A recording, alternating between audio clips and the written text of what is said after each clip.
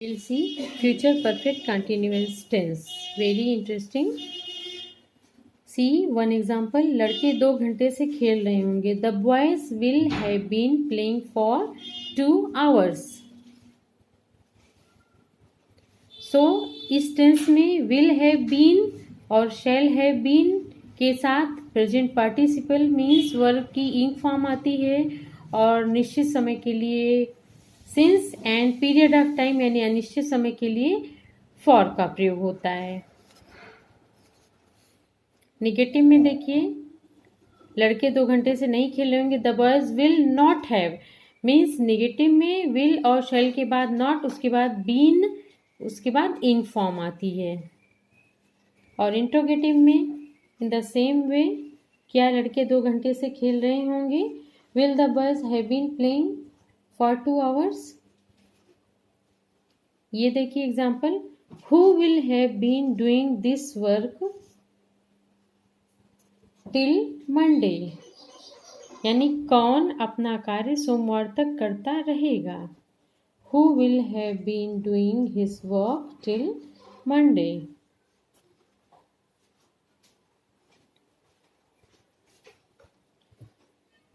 अब देखिए आइडेंटिफिकेशन. इस काल के वाक्यों में रहा होगा, रहे होगे, रहा होगा आदि शब्द अंत में आते हैं और कार्य के जारी रहने का समय दिया रहता है. Point of time and period of time. Affirmative sentences में आई तथा वी के साथ शैल हैव बीन तथा सभी सब्जेक्ट के साथ विल हैव बीन का प्रयोग होता है. इसके बाद वर्ब की फर्स्ट फॉर्म में इंग जोड़ दिया जाता है. सिंस या फॉर का प्रयोग प्रेजेंट परफेक्ट कंटिन्यूअस की भांति ही किया जाता है. नेक्स्ट नेगेटिव वाक्यों में शैल या विल के बाद नॉट लगा दिया जाता है. इंट्रोगेटिव वाक्यों में जैसा कि हर सेंटेंसेस में होता है present perfect, past perfect.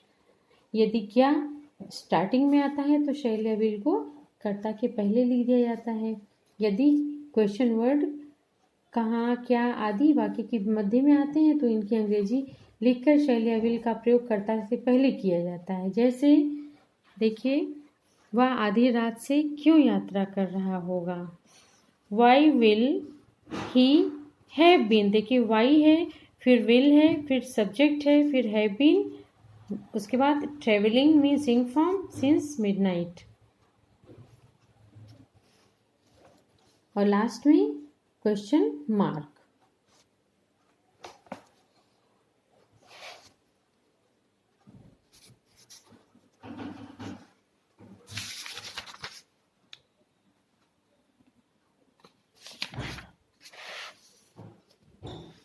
Next see special types of sentences. Imperative, optative and exclamative sentences मैंने आपको डायरेक्ट इनडायरेक्ट में समझाया है ये किस तरह से होते हैं. Imperative first of all we will see imperative sentences में जैसे दरवाज़ा बंद करो, शट द डोर, कक्षा से बाहर जाओ, get out from the class, सच बोलो, स्पीक द ट्रुथ, कृपया मेरी सहायता कीजिए, please help me, do not sit here, kindly give me your book etcetera. ये इम्परेटिव टाइप्स के सेंटेंसेस हैं.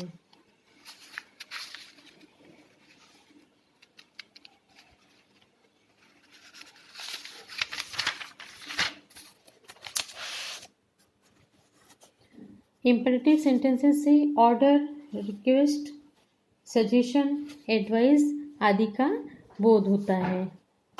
इस प्रकार के वाक्यों में जनरली यू यानी सब्जेक्ट छिपा रहता है. जैसे close the door, it means you are ordered to close the door. वाक्य का प्रारंभ क्रिया के फर्स्ट फॉर्म से होता है. सी 1, 2, 3 एग्जाम्पल पहले देखेंगे. अभी मैंने आपको बताया था. 1, 2 देखिए दरवाज़ा बंद करो, shut the door, gate out from the class, bring me a glass of water. ये एग्जाम्पल्स हैं. और देखिए प्रार्थना करने वाले वाक्यों में काइंडली या प्लीज शब्द का प्रयोग किया जाता है. नकारात्मक वाक्यों के प्रारंभ में डू नॉट या डोंट का प्रयोग किया जाता है. जैसे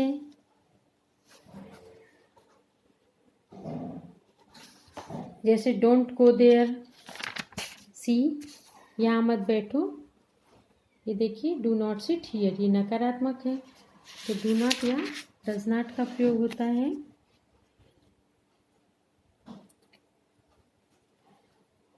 परामर्श या प्रस्ताव के वाक्यों में लेट का प्रयोग होता है। जिसमें प्रपोजल या एडवाइजरी की बात होगी तो वहाँ पे लेट का प्रयोग होता है। देखिए उदाहरण 9, सी हियर, वहाँ मत जाओ, it means somebody is prohibiting you, do not go there, मुझे जाने दीजिए। लेट मी गो, कभी झूठ मत बोलो, नेवर टेल अ लाई, आओ हम लोग स्कूल चलें, let us go to school, यहाँ पे लेट का प्रयोग करते हैं। नेक्स्ट आता है ऑप्टेटिव सेंटेंसेस। ऑप्टेटिव मीन्स इच्छा सूचक।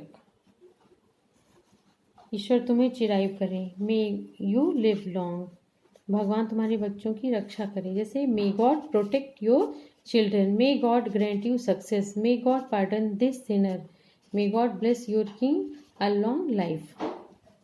देखिए इस तरह के वाक्यों में आइडेंटिफिकेशन के रूप में एक एक्सक्लेमेशन मार्क, संबोधन का चिन्ह लगा होता है। वाक्यों में ईश्वर से इच्छा या प्रार्थना प्रकट की जाती है। ऑप्टेटिव के बाद आता है देखिए एक्सक्लेमेटरी सेंटेंसेस, जैसे ओह वह मर गया, alas he died, fie such a joke, fie means छी, what a hateful, fie such a joke.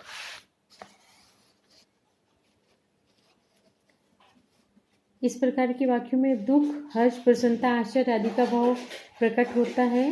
वाक्य में प्रायः संबोधन का चिन्ह लगा रहता है।